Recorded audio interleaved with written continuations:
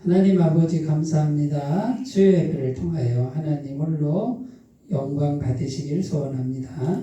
우리의 마음이 하나님을 바라보게 하시고 또 하나님을 바라는 우리들에게 한없는 은총으로 내려 주옵소서.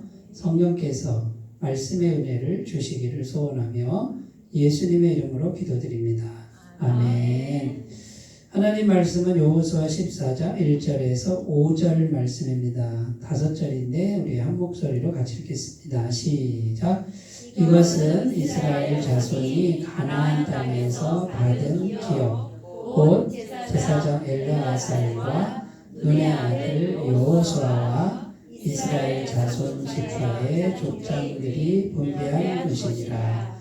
여호와께서 모세에게 명령하신 대로 그들의 기업을 제비 뽑아 9지파와 반 지파에게 주었으니 이는 2지파와 반 지파의 기업은 모세가 요단 저쪽에서 주었으며 레위 자손에게는 그들 가운데에서 기업을 주지 아니하였으니 이는 요셉의 자손이 므낫세와 에브라임의 2지파가 되었습니다.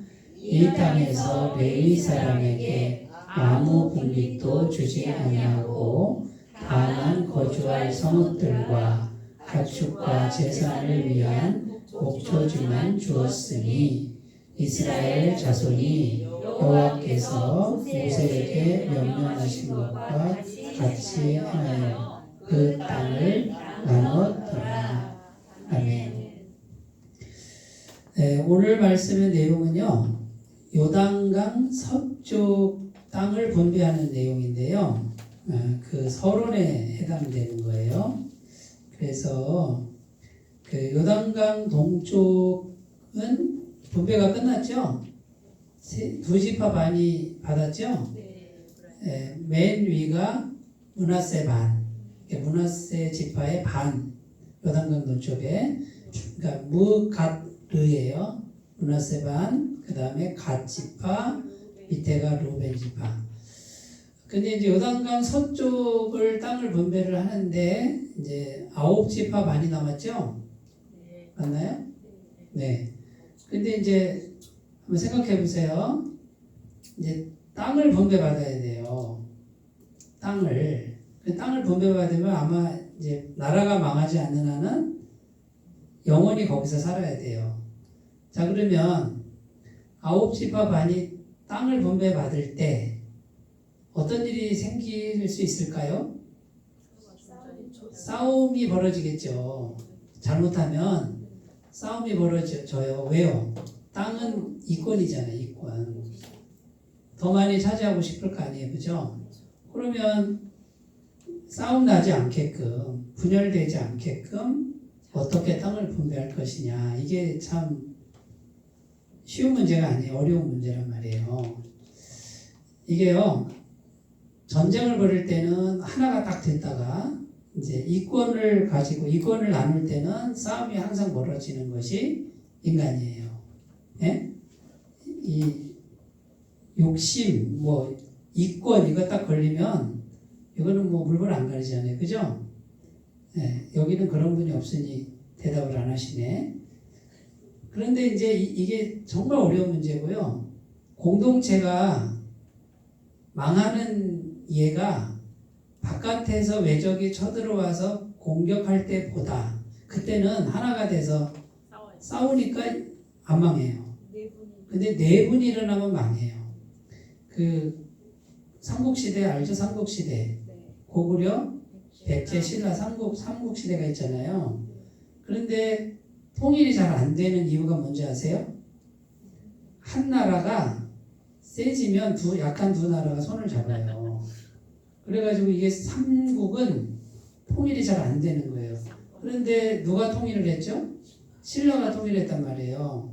그러면 그 통일한 게 신라가 너무 강해서 막 정복해서 통일을 한 게 아니고 역사를 보면 고구려가 내분이 일어나고 백제가 내분이 일어나요. 안에서부터 망해요. 국사 시간이 돼가지고 지금 이제 옛날 그 까마득한 옛날에 했던 거가 가물하시지만 제가 기억하기로 나라가 망하고 삼국이 통일한 원인 해가지고 이제 우리 어렸을 때 시험을 봤거든요. 시험을 본 게 뭐냐? 내분에 의해서 제가 기억을 해 그걸 맞았거든요. 제가 채점 받아서 맞았거든요. 그래서 공동체는요 사실 외적인 어떤 핍박이나 어려움 이게 올 때는 하나가 딱 돼요. 그런데 안에서 있잖아요. 이권 다툼이 벌어지잖아요. 금방 망해요. 금방. 그래서 제가 이제 교회 목회자잖아요. 목회자가 아주 그냥 신경을 바짝 쓰는 게 뭔지 아세요? 교회를 어지럽히고 교회를 막 이렇게 질서를 어지럽히면요. 저는 신경을 바짝 써요. 왜냐하면 그게 더 위험한 거야. 서로 마음이 나뉘어지고 막 무질서하고 이러면은 이건 목숨 걸어야 돼요. 왜냐하면 잘못하면 교회가 망해요.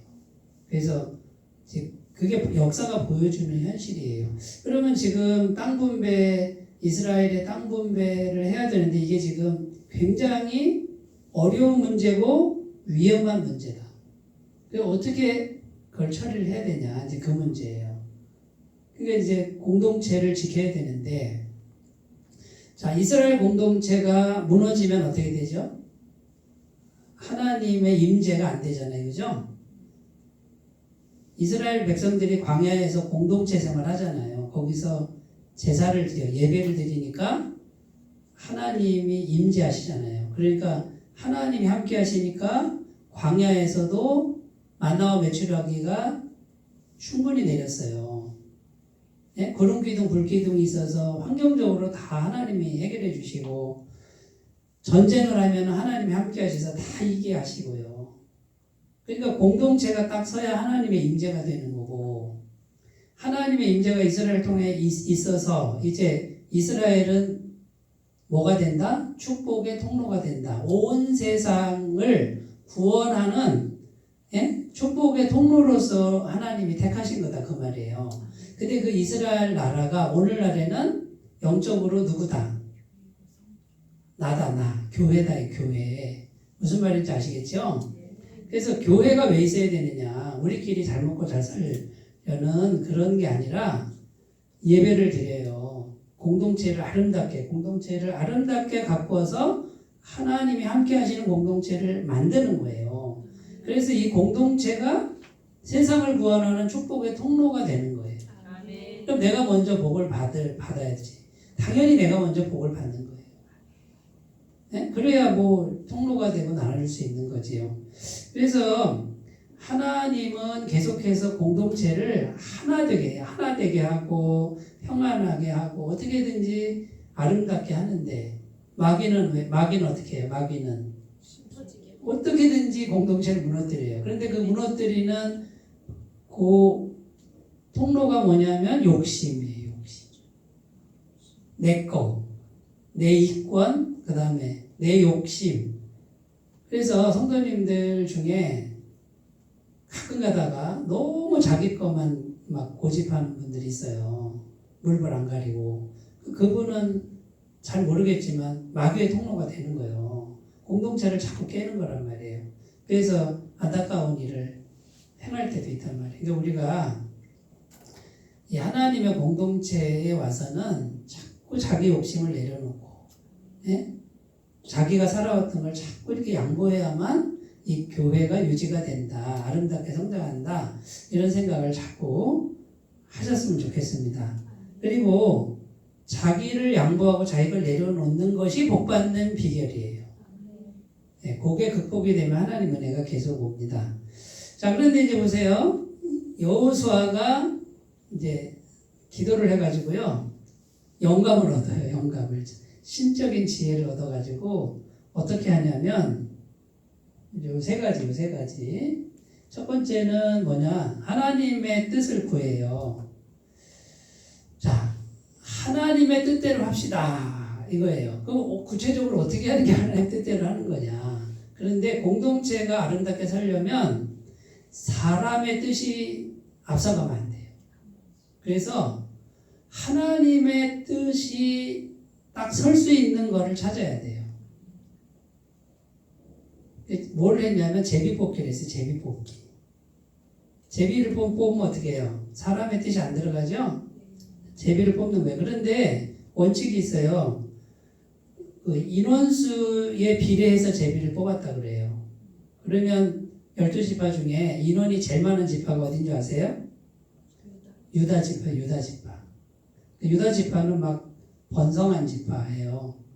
민수기 가보면은 각 지파별로 인원수가 나오는데 유다지파가 인원수가 많으니까 똑같이 뭐 대표가 나와서 이렇게 뽑는 게 아니고 인원수에 비례해서 제비를 뽑았다. 구체적으로 어떤 건지 모르겠어요.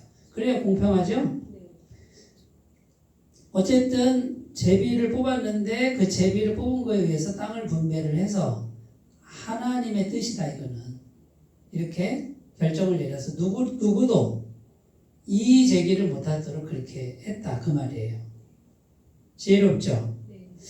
제가 알고 있는 저희 동기 목사예요. 양주에 있는 교회 150명 되는 교회에 이제 부임을 했는데 거기서 이제 그 목사님 은퇴하고 그 청빙 목사님 새로운 목사님을 청빙을 했어요.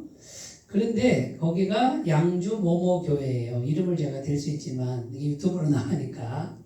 그런데 이 교회가 서울에 있는 교회에서 개척을 해준 거예요. 네? 근데 이제 서울에 있는 교회에서 누구 한 사람을 추천을 했어요. 이분을 담임 목사님으로 했으면 좋겠다고 추천을 했어요. 무시할 수 있어요? 없어요? 없죠. 여기서 다 돈을 대줘서 교회가 섰으니까. 그런데 동시에 여기 원로 목사님 동생이 저기 형님인가? 그 제주도에 있었는데 제주도에 2,000명 교회 목사님이 또 누굴 추천을 했네. 이거 무시할 수 있어요? 없어요? 못하죠? 그러니까 이 교회가 입장이 난처해졌어. 어떡하지? 원로 목사님 동생분이 또 이분은 또 총회장 우리 교단 이걸 저분의 의견을 무시할 수도 없고 여기 교회 돈 대준 설립한 교회 거기 추천도 무시할 수 없고 어떻게 해야 돼요? 제비를 뽑았어요 실제로. 네, 제가 우리 동기 목사예요. 그래가지고 이걸 놓고서 제비를 어떻게 뽑았는지 정확히 모르지만 제비를 뽑아가지고 두 사람 중에 우리 한 사람이 제주도에 있는 사람이 우리 동기 목사인데 이 사람이 뽑혔네. 그래서 담임 목사로 갔어요. 그러니까 지혜롭죠? 성도님들도 불만이 없고 이쪽 교회 섭섭하지 않은 거예요. 두 분 다 추천을 했지만 우리가 둘 다 들어줄 수는 없고 한 사람 뽑아야 되는데 입장이 난처해서 기도하고 두 분 다 훌륭한데 하나님께 묻고 제비를 뽑아서 결정을 했습니다. 그랬더니 여기도 수긍을 하고 여기도 수긍을 하고 평화로웠더라. 자, 그러면 이제 우리 교회는 어떻게 해야 되죠? 우리 교회도 뭔가 이렇게 운영해 나가기, 교회를 운영해 나가는 것이 지혜가 필요하다. 지혜가 그 교회를 운영해 나갈 때 있잖아요. 몇 사람만 짝짝꿍 해가지고 혼자 끌고 가면은 꼭 나중에 문제가 생겨요. 그래서 보통 이제 우리 교회 제가 배운 그 방법이 뭐냐면 대표자를 뽑아요. 그러니까 장로님, 권사님 이렇게 뽑는 거예요. 대표자를. 그분들하고 자세한 거는 상의를 해요. 처음 온 성도님들 상의하면 알아요, 몰라요? 잘 몰라요. 괜히 시험만 들어. 교회법을 잘 모르기 때문에 이해도 안 되고 왜 그렇게 해요? 하고 이제 따지기 시작하면은 설명해도 못 알아듣고 그래요. 그러니까 교회 오래 다닌 분들. 우리 교회는 최소 몇 년? 5년은 돼야 돼요. 5년 동안 속속들이 알아야 돼요. 이렇게 돌아가는 것도 알아야 되고 그 다음에 교회 역사도 알아야 되고 교회 방침 이거 어떤 식으로 하는지도 알아야 되는데 이제 금방 온 분들 뭐 한 1년, 2년 된 분들은 아직도 몰라요. 그냥 바깥에서 자기가 생각했던 것이 다인 줄 알아. 그걸 가지고 와서 왜 그렇게 해요? 왜 그렇게 해요? 하면은 그게 말이 될까요? 세상하고 교회하고 같을 수가 없잖아요. 교회가 세상하고 같으면은 교회가 있을 필요가 있어요, 없어요? 그럼 교회가 세상하고 똑같은데 뭘 교회에 무슨 거룩성이 있어요? 그러니까 적어도 5년 동안은 그냥 겸손하게 다니면서 이것도 보고 저것도 보고 좀 이해가 안 돼도 좀 기다려보고 생각해보고 이렇게 좀 훈련받은 분들이 세워져야 교회가 이렇게 안전하게 가고요. 그 다음에 목회자 혼자 못하죠? 어떻게 해요? 다 투명하게 뭐 재정이고 뭐고 다 투명하게 그 대표자한테는 다 투명하게 하고 목회자가 무슨 생각하는지도 다 나눠야 되는 거예요. 그러니까 저희 교회는 전반기 한 번, 후반기 한 번, 두 번은 심도 깊게 이런 얘기들을 해요. 다 공개를 해요. 이제 그 대표자로 뽑힌 분들은 자세히 모르지만 교회를 이끌고 가는 분들에게는 공유가 다 되는 거예요. 근데 이분들은 얘기하잖아요. 제가 한마디 하면요. 금방 알아들어요. 뭐 얘기하잖아요. 그러면 네 그러면 5분 10분이면 다 끝나 얘기가. 그런데 이제 이게 훈련이 안 되고 금방 오신 분들은 금방 뭐 5분 10분이면 끝날 얘기를 1시간씩 해야 돼요. 1시간씩 얘기해도 뭐 이게 이해가 안 되는 거예요. 본인 생각이 강해서 그래요. 그러면 이런 것들 때문에 교회를 운영해 가는데 혼자 할 수도 없고 다 같이 할 수도 없고 네? 그럼 목회자가 어떻게 해야 돼요? 지혜가 필요하다. 지혜가. 네. 그러니까 뭔가 말귀를 알아들을 수 있는 사람들 그 모임을 만들어서 이렇게 이제 교회를 이끌어가는 이것이 이제 지도력이고 공동체를 평화롭게 끌고 갈 수 있는 하나의 좋은 방법이 될 수 있다라는 겁니다. 자, 그런데 여기서 이제 첫 번째 중요한 게 뭐냐면 하나님의 뜻이냐 아니냐 이것이 교회는 딱 써야 돼요. 공동체는 딱 써야 돼요. 인간의 뜻이나 세상의 뜻이 선다 그러면 금방 무너진다고 보시면 돼요. 그래서 하나님의 뜻을 세우는 게 중요한데 그래서 이제 성도님들에게 하나님의 뜻을 찾고 거기에 순종하는 것을 계속해서 우리가 그 분위기를 만들어 가야 된다. 자, 첫 번째 말씀 한번 읽어볼게요. 마태복음 26장 39절 시작. 조금 나아가사 얼굴을 땅에 대시고 엎드려 기도하여 이르시되 내 아버지여 만일 할만하시거든 이 잔을 내게서 지나가게 하옵소서. 그러나 나의 원대로 마시옵고 아버지의 원대로 하옵소서 하시고. 이게 예수님이 십자가에 못 박히시기 전날 밤에 겟세마네 동산에서 기도하신 거죠. 자, 예수님도 어떻게 했어요? 예수님이 하나님이시잖아요. 근데 예수님이 십자가에 지금 달리셔야 돼요. 근데 어떻게 하셨어요? 하나님의 뜻이면 나는 무조건 순종합니다. 자, 이제 우리 교회 공동체가 하나가 되려면 이런 게 필요해요. 하나님의 뜻이면 무조건 순종합니다. 그리고 하나님의 뜻을 같이 찾아가는 거예요. 그런데 어떤 힘 있는 사람, 그 사람의 뜻이 뭐냐 이걸 찾으면은 자꾸만 깨지게 되죠. 자, 마태복음 16장 23절 같이 읽어요. 예수께서 돌이키시며 베드로에게 이르시되 사탄아 내 뒤로 물러가라. 너는 나를 넘어지게 하는 자로다. 내가 하나님의 일을 생각하지 아니하고 도리어 사람의 일을 생각하는도다 하시고. 예수님이 나 십자가에 못 박혀 죽으러 간다 했을 때 베드로가 어떻게 해요? 가로막고 어떻게 해요? 안 됩니다. 절대 안 됩니다. 이랬어요. 네? 지금 당신이 죽는 게 웬 말입니까? 당신이 왕이 돼야지.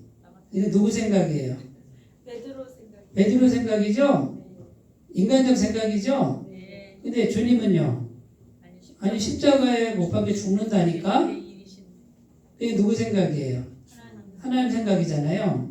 근데 인간이 뭐라 그래요?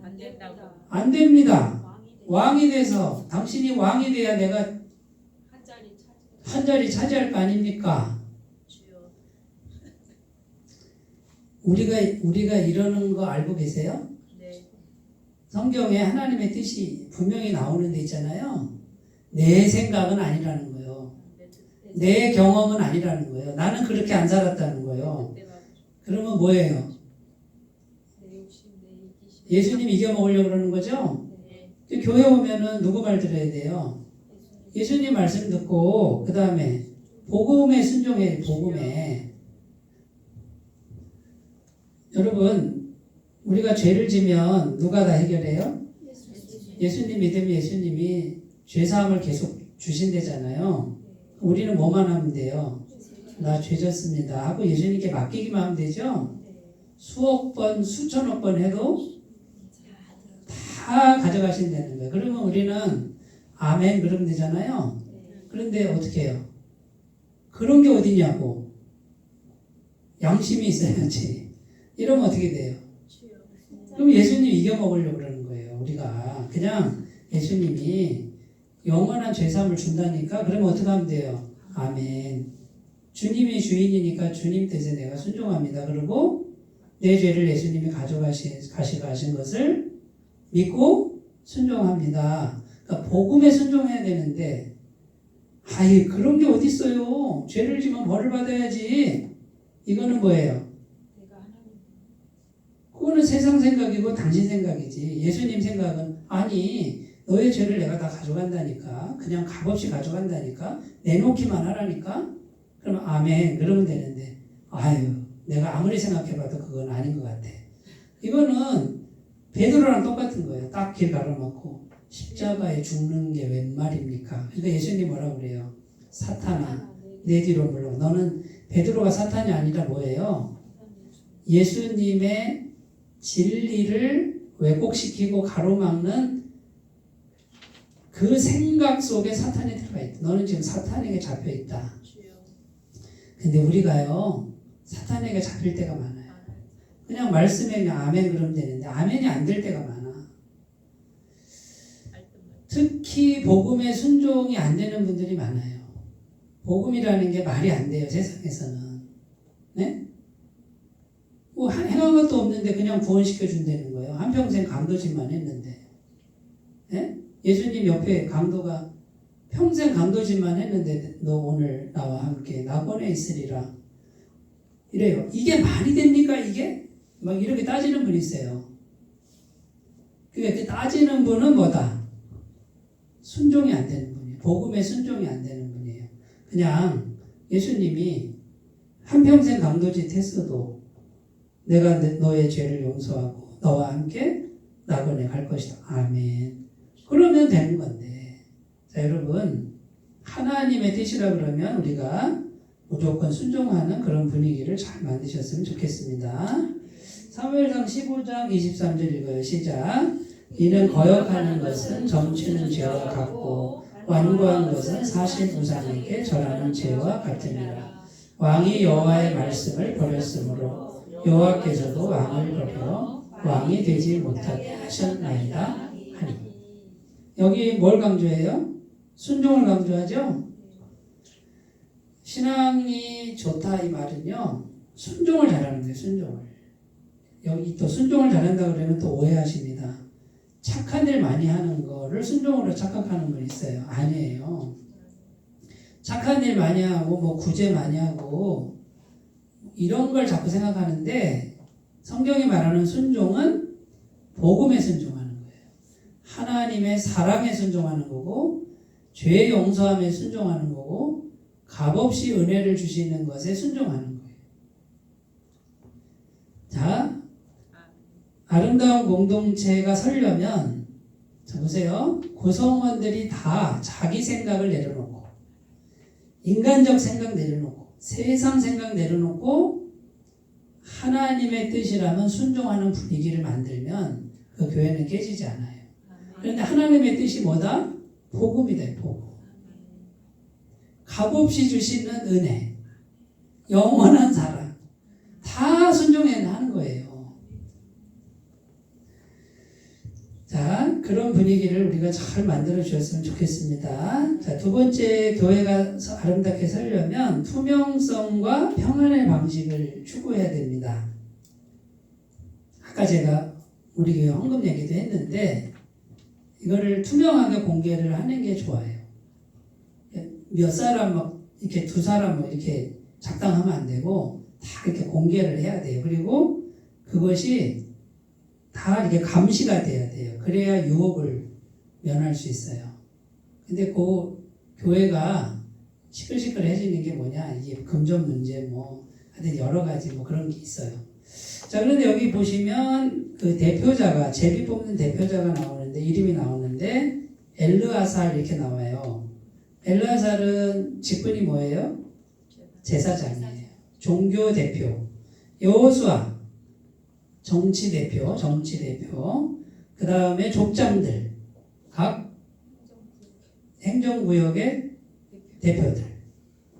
자, 여호수아 혼자 한 것도 아니고 각계각층에 있는 사람들을 다 모아가지고 같이 했어요. 같이. 무슨 말씀인지 아시겠죠? 이게 이제 투명성이고요. 그 다음에 무조건 평안을 추구해야 돼, 교회는.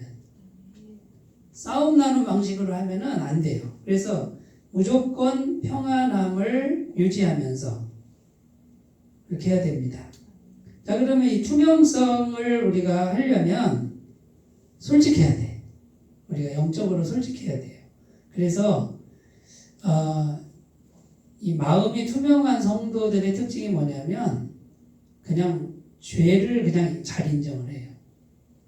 그러니까 회개를 잘하는 거예요. 그럼 읽어봐요. 요한일서 1장 7절. 그가 빛 가운데 계신 것 같이 우리도 빛 가운데 행하면 우리가 서로 사귐이 있고 그 아들 예수의 피가 우리를 모든 죄에서 깨끗하게 하실 것이요. 여기 빛 가운데 행하면 제가 말씀드렸죠? 그냥 자기 속에 있는 죄를 어떻게 하라고요? 빛 가운데 드러내는 거예요. 스스로 드러내는 거예요. 그러면 예수의 피가 우리를 모든 죄에서 깨끗하게 하신다. 자, 그러면 정말 믿음이 좋은 사람들 특징이 뭐라고요? 그냥 정직한 거예요. 정직한 게 뭐예요? 죄를 드러낼 줄 아는 거예요. 자, 죄를 드러냈어요. 창피하죠?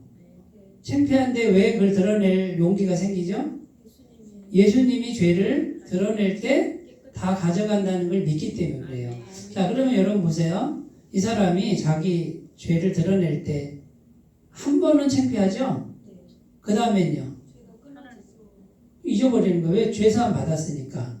그러면 나는 지금 너무 좋아. 그다음 옆에 있는 사람이 어떻게 볼까요? 나를. 이 사람은 정직한 사람이에요. 이렇게 보는 거예요. 훨씬 좋은 거예요. 훨씬. 그런데 자꾸 이렇게 감추는 분 있죠. 다 알고 있는데도 아니라 그러는 분 있어요. 그럼 저는 어떻게 느끼냐면 그분을 사악하게 보는 게 아니라 이분이 아직도 복음의 진리를 믿지 못하고 있구나. 예수님이 죄를 다 가져가는 걸 온전히 신뢰하지 못하고 있구나. 그래서 자꾸 감추는구나. 안타깝다. 저런 마음으로는 평안이 올 수가 없는데, 자유할 수 없는데, 이런 마음이 생겨요. 제가 볼 때는. 자, 그리고요, 우리가 어찌됐든 투명하게 예수님께 이렇게 드러내는 그 교회 분위기, 네? 만들면 우리 교회는 아무 문제 없어요. 왜냐면 예수님이 다 죄를 다 가져가니까. 자, 그런 분위기로 우리가 나갔으면 좋겠습니다. 에베소서 4장 2절 3절 읽어요. 시작. 모든 겸손과 온유로 하고 오래 참음으로 사람 가운데서 서로를 용납하고 평안에 매는 줄로 성령이 하나 되게 하신 것을 힘써 지키라. 자, 교회 공동체는 싸움이 일어나면은 안 된다고 봐야 돼. 자, 싸움이 일어날 것 같으면 어떻게 해요? 하나님께 맡기고 기도하라고 돼 있죠? 원수를 어떻게 하라고 그랬어요? 원수를 내가 갚으래요? 주님께 맡기래요? 주님께 맡기면 원수 갚는 것이 누구에게 있다? 하나님께 있다고 약속하고 있어요. 그런데 그 말씀에 순종을 못하고 하나님 가만히 계세요. 원수는 제가 갚을 테니까 좀 가만히 계십시오라고 절대 못 참는 사람들이 간혹 있어요. 안타까운 거예요. 그리고 한번 미워하면 있잖아요. 천국 가고 나서도 안 풀려고 하는 분이 있어요. 제가 볼 때는 순종이 안 되는 거예요. 주님의 말씀에 순종이 안 되는 거예요. 그냥 그거를 주님께 맡겨야 되고, 자, 원수에게 어떻게 하라고요? 배고프면 어떻게 하라고요? 먹을 걸 줘라. 목마르다 그러면 마실 걸 주고, 원수가 힘들어하면 기도해라. 기도해줘라. 축복하면 기도하라. 그러면 아멘. 제 생각하고 다르지만, 내가 살아온 인생은 다르지만 주의 말씀이니까 순종합니다. 그러면 되는데 순종이 안 되는 분들이 많아요. 그러면 이거는 쉬운 일은 아니지만 순종을 해야 되겠죠? 그냥 주님께 순종하는 거예요. 주님의 말씀이니까. 자, 그런데 이제 싸우면 안 되는데 평상시 어떻게 되느냐? 자, 보세요. 모든 겸손, 온유, 오래 참음, 사랑, 용납, 평안. 이렇게 우리가 노력을 해야 된다는 거예요. 싸울 것 같으면 내가 지는 게 나아요. 그리고 다 주고 그냥 물러나세요. 싸우는 거는 성도가 해야 될 일이 아니에요. 안 싸우고도 이겨요. 누가 이기게 하시냐? 하나님이 이기게 하시는 거를 반드시 이기게 하실 걸 믿었으면 좋겠습니다. 사도행전 9장 31절 그리하여 온 유대와 갈릴리와 사마리아 교회가 평안하여 든든히 서가고 주를 경외함과 성령의 위로로 진행하여 수가 더 많아지니라.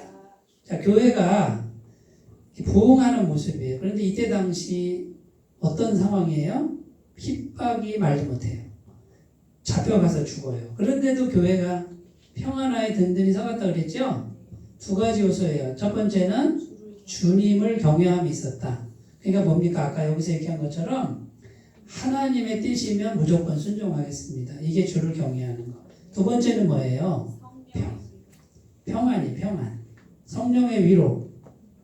교회가 평안하여 든든히 서가고 주를 경외함과 성령의 위로로 진행하여 수가 더 많아지니라. 그러니까 우리는 싸우지 말자 이거예요. 무슨 말씀인지 아시겠죠? 네. 자, 그러면 아름다운 공동체를 여호수아가 지금 아주 지혜롭게 잘 지금 인도해 가고 있는 거예요. 첫 번째는 하나님의 뜻이 우선되게 하고, 두 번째는 투명성과 평안의 원칙을 세우고, 세 번째 누구에게나 공평하게 했다고요. 공평하게. 아까 제가 말씀드렸지만 인구 비례에 의해서 제비 뽑는 방식이었다고 합니다. 그럼 각 사람에게 공평하게 돌아갑니다. 자, 인구 비례니까 200만 명이 다 뽑을 수는 없고요. 그런데 인구가 많은 지파는 좀 더 나오는 것 같아요. 숫자가 더 나와서 제비를 뽑은 거예요. 그러니까 비례해서 뽑은 거예요. 그러면 각 사람이 전부 제비를 뽑은 것 같은, 똑같은 제비를 뽑은 것 같은 그런 투표 방식을 채택했다 그 말이에요. 자, 지금 여기서 꼭 우리가 짚고 넘어가야 될 거. 인간의 지혜가 필요해요? 안 필요해요? 구체적인 지혜가 필요해요. 근데 구체적인 지혜는 없고 기도만 해. 그냥 기도. 주님이 알아서 다 해주시옵소서. 그거는 잘못된 신앙이에요. 미신이에요. 그거는. 그러니까 성령의 충만한 도우심 이거 구해야 되지만 현실적으로 아주 구체성은 내가 이거를 다 만들어 가야 되는 거예요. 왜냐하면 우리가 현실 속에 있기 때문에. 무슨 말씀인지 아시겠죠? 예. 그러니까 기도도 필요해요. 근데 이런 지혜가 어디서 왔느냐? 성령의 지혜가 왔다. 하나님의 지혜가. 자, 유력한 사람도 있을 거고 부자도 있을 거고 공이 많은 사람도 있었는데 어떻게 해요? 그런 거 안 따지고 어떻게 해요? 똑같이 돌아가게 했다. 이게 교회예요. 자, 교회에 오면은 이런 방식으로 해야 돼요. 누가 더 공로가 많은가? 누가 더 부자인가? 누가 더 많이 배웠는가는 사라져야 됩니다. 무슨 말씀인지 아시겠죠? 제가 자란 교회 거기서 이제 해마다 지금 3,000명이 넘으니까 교회 예산이 몇십억 되겠죠, 그죠? 그런데 그 예산을 분배를 해요. 그러면 어떻게 보면 우리는 지금 작으니까 뭐 중앙집권식으로 하지만 교회가 커지면요. 찬양부 예산 얼마, 교육부 예산 얼마, 차량부 예산 얼마 이거를 다 분배를 해요. 그럼 연말이 되면 있잖아요. 서로 그 예산을 많이 가져가려고 싸움 막질해요. 교회 안에서도. 자, 그러면 이제 어떻게 하느냐? 똑같이 합니다. 교육부 인원이 몇이냐 이걸 따져요. 인원수에 비례해서 주는 거예요. 그 다음에 찬양팀 인원이 몇 명이냐. 그러니까 두당 뭐 얼마씩 해가지고 줘요. 그런데 그걸 그렇게 또 정확하게 하는 것도 아니에요. 왜냐하면 예를 들어서 저기 예배부 그러면 예배부는 뭐 다 예배잖아요. 그런데 예배부는 뭐가 돈이 많이 들어가냐면 교회 공사 이런 거. 그러면 그 공사는 따로 이제 비용을 해놓고 그 봉사하는 사람들 사람 수대로 얼마 이렇게 해가지고서 예산을 분배를 하고 그래요.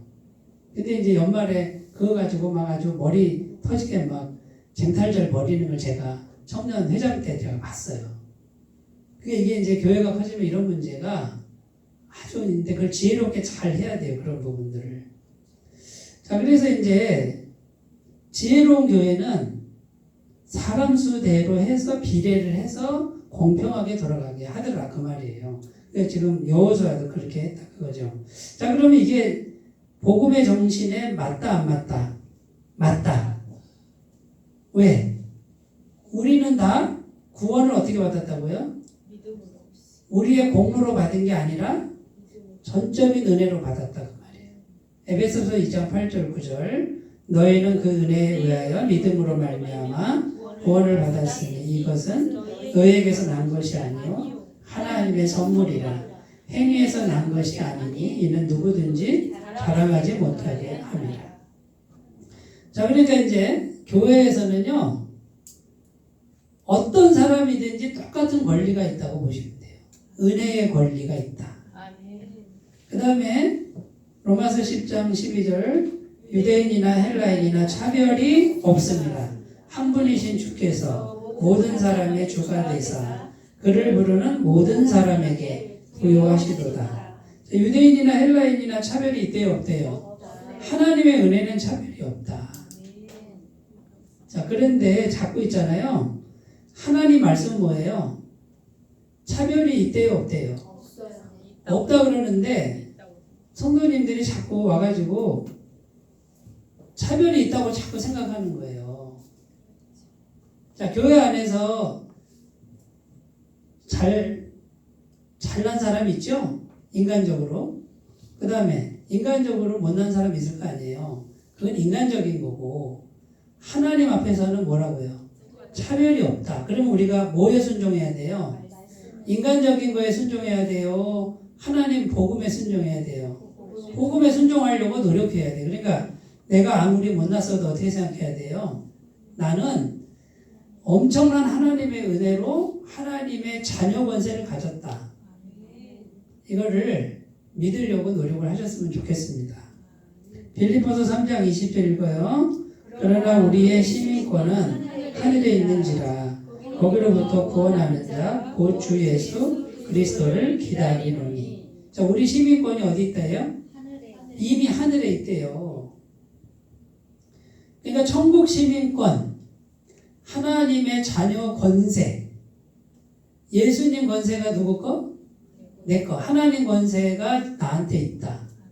세상에서는 내가 보잘것없고 연약하지만, 그죠? 근데 이제는 뭐예요? 구원받은 후에는 어떻게 해요?